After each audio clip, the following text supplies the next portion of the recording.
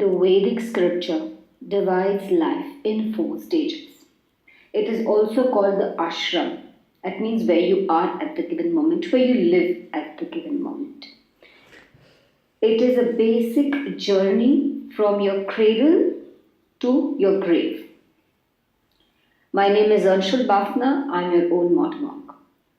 Before I explain my point of view about the four stages of life through the lens of spirituality or in-depth understanding, we need to understand what these four stages are. Life expectancy was, let's say, about 100 at that time. So it was divided in four accordingly. The first being brahmachari, the second being grihastha, third being vanaprastha, and fourth being sannyasa as a stage. Now, what does the first one mean? When a child is born, you are in the first part of your life where you're a student, where you have no responsibilities. You are basically there to develop and all the appropriate qualities like discipline, simplicity, purity of thought, cleanliness, soft-heartedness, want to understand, you are learning new skills and you're moving on. That is your brahmachari life. Second comes the grihastha, which means household. At this point of time, a man needs to pay heed to his social and family life. This is where he probably gets married, starts doing business or working, earning money. Grihastha is a crucial stage in one's life where a man has to balance both his family and social duties. He's married and manages his household and at the same time looks after the needs of the outside world. He has to discharge duties of a son, a brother, a husband, a mother, or a wife, or a sister, and become the member of a society and be a part of the society. He or she at this stage, when they are at this stage, they are also attracted to material wealth, to sensual pleasures, to other areas that attract a human nature. Now the third one comes as vanaprastha. This is a partial renunciation step. This stage actually ushers in the life of a man who is almost around 50 to 60. Where his children have grown up, he understands he's slowly moving away from the material ties. This is like a retirement stage and starts walking the path that will lead him to divine. Or maybe he's starting on a path that is more spiritual at the given moment. He'll start looking inward, will start finding answers, will start questioning for self-discovery. In this stage, like I mentioned, a person's mind becomes really focused on spiritual matters. He will go on pilgrimages, maybe internal, maybe actually he would go, visit different religious pilgrimage sites. Like the partner might accompany him or her, or they might just go alone. It's that stage of life when you're trying to find yourself. It is also the stage of life where I said material ties become less and so do sensual or sexual ties become less. The sexual relationships kind of go off. They don't feel the need for it. Fourth is the stage of sannyasa. This stage is in a person's life comes when he is completely out of material wanting. He completely snaps off his worldly ties.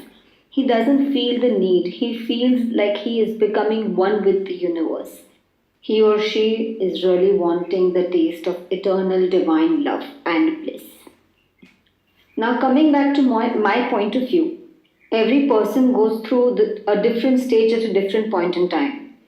Now I've heard a lot of people comment nowadays, he's too small to take sannyas, or he's too old for him to still be stuck to material wealth. Haven't we heard people at the age of 80 and 85 still fighting in the court of law for a piece of land? We've all been there, we've all seen it, we've all heard a story about that. Now, if the Vedic stages of life is correct, a person should not be fighting at the age of 85, 90 for a material wealth. Now, my point of view is, I think that the Vedic 4 stages of life are correct and they're extremely apt, but I feel that they are spread out in different lifetimes on the physical plane. I feel and I understand that they are different stages of a soul. Now, one person, for example, let's say you can be in a lifetime where you can be in a lifetime for an entire life till you die as a child. You're just learning, you are not growing mentally. There are people like that. Then there are some people who their entire lifetimes are stuck to material wealth. They are stuck to sensual pleasures. They are stuck to, wanting, desiring, asking for stuff. And then there are certain people in the entire lifetime, they probably are just, tired of everything. They don't want to deal with a lot of issues in life. They are so frustrated.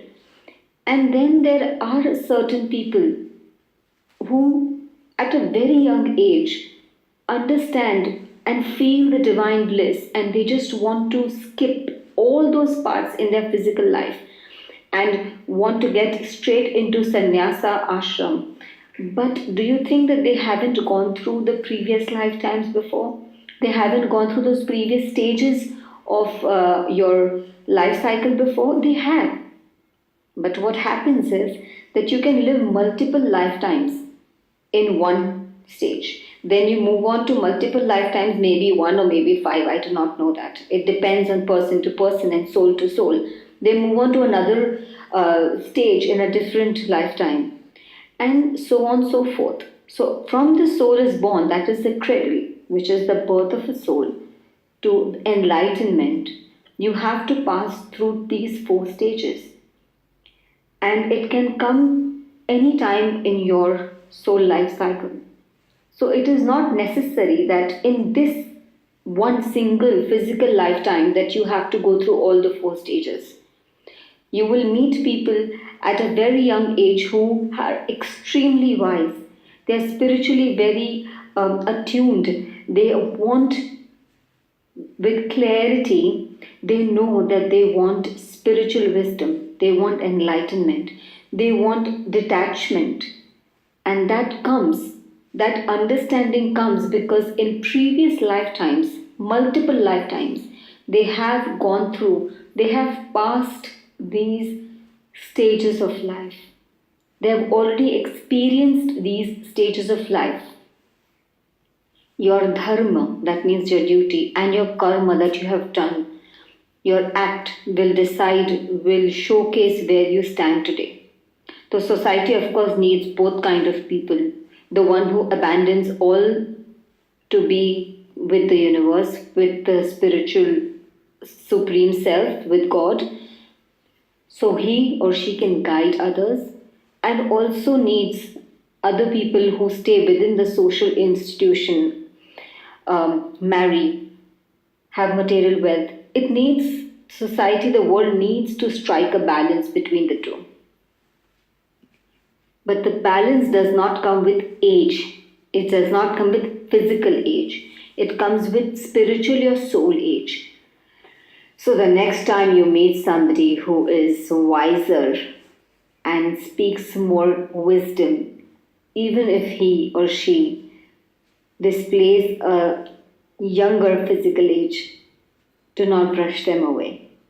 They have gone through the stages of life in their older lifetimes.